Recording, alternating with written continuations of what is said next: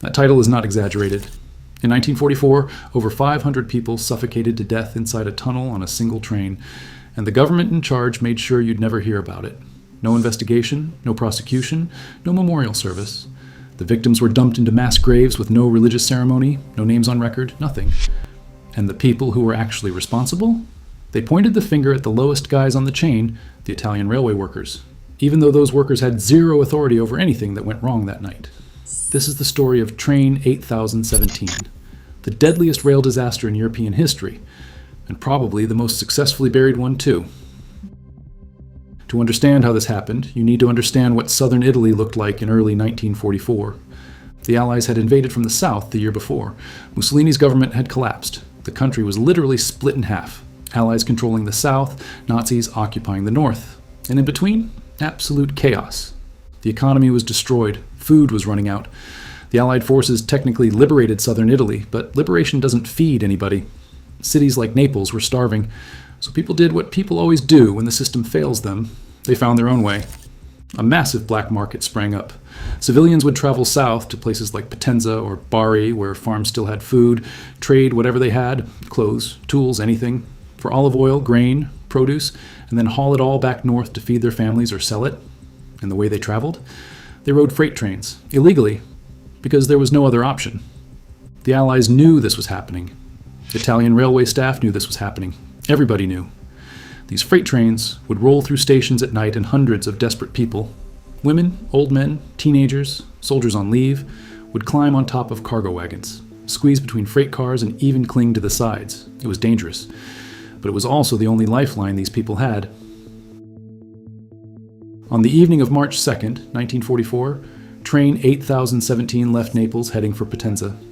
It was a freight train, 47 cargo wagons, mostly loaded with timber for repairing war-damaged bridges. Officially, it weighed about 520 tons. Officially, it was not carrying passengers. In reality, hundreds of people had climbed aboard at various stops along the route. At some stations, railway workers tried to force stowaways off, but more just kept boarding at the next stop. By the time the train passed through Balvano, a tiny mountain station about 60 miles east of Salerno, there were roughly 600 civilians riding on it. Now here's where the engineering matters.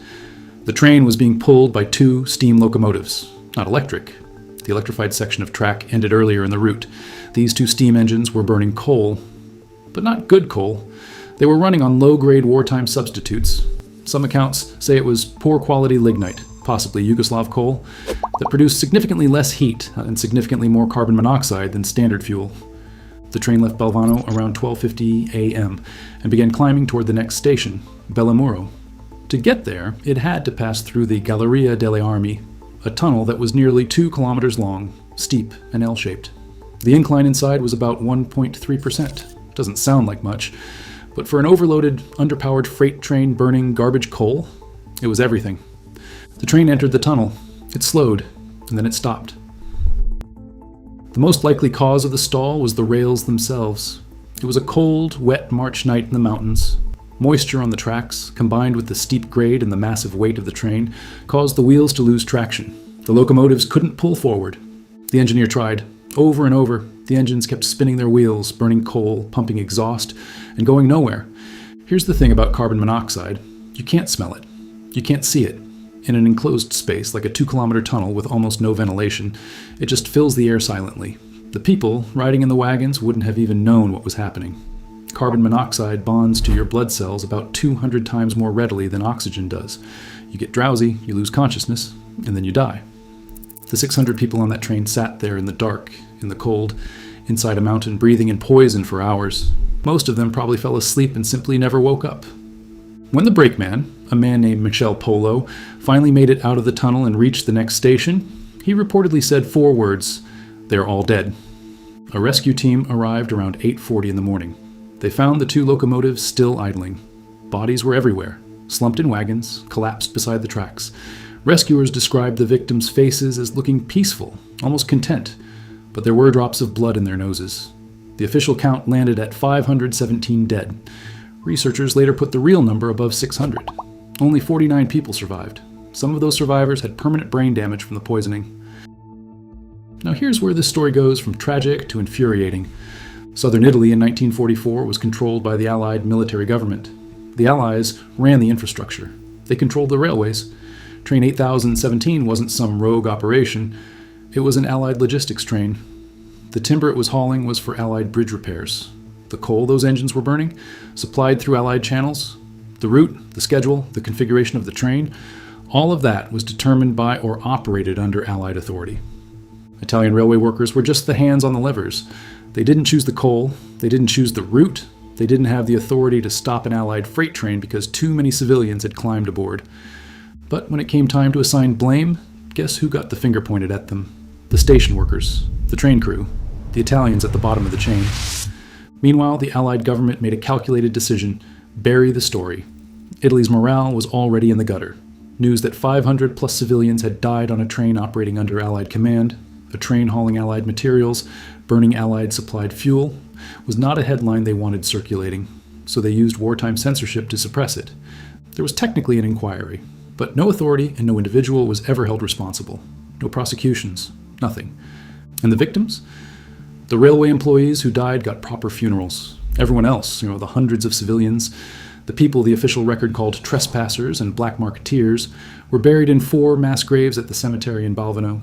No religious ceremony, no individual markers, just bodies in the ground and a story nobody was supposed to tell. The disaster was briefly reported in Italian newspapers at the time, but wartime censorship meant it got buried almost immediately, and after the war, nobody picked it back up.